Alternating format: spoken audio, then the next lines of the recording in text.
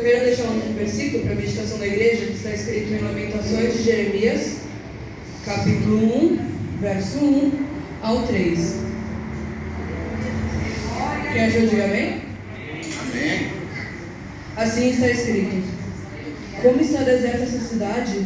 Antes era tão cheia de gente, como se parece com uma viúva. Aqui antes era grandiosa entre as nações, aqui era príncipe das províncias, agora tornou-se uma escrava. Chora amargamente todas as noites, as lágrimas rolam pelo seu rosto. De todos os seus amantes, nenhum a consola, todos os seus amigos a traíram, tornando-se seus inimigos. Em aflição sobre trabalhos forçados, Judá foi levado ao exílio, vive entre as nações, sem encontrar repouso.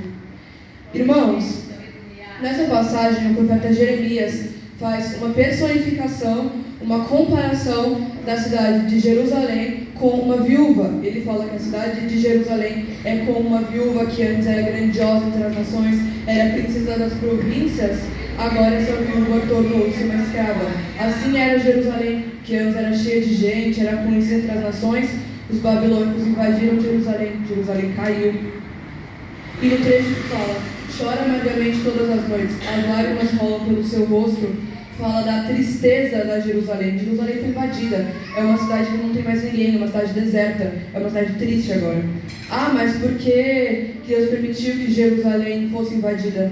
Também no versículo 5 diz: o Senhor lhe trouxe tristeza por causa de seus muitos pecados.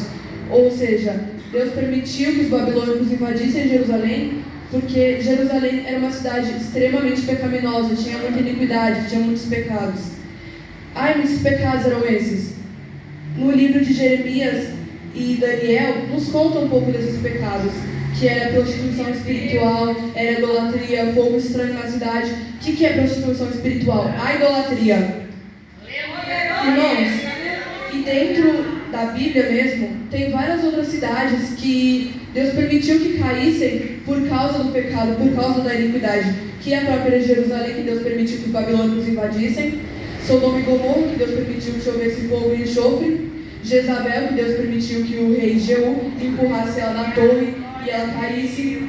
Então, irmãos, arrependam-se de todos os seus pecados, para que Deus não permita que você caia, assim como essas pessoas dessas cidades caíram.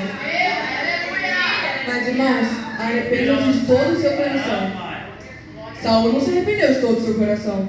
E Deus tirou ele do trono. Ele caiu também. E Deus colocou Davi no lugar. Davi se arrependeu de todo o seu coração. E mesmo o pecado de Davi sendo relativamente pequeno comparado ao pecado de Saul, Deus perdoou Davi, porque Davi se arrependeu de todo o seu coração.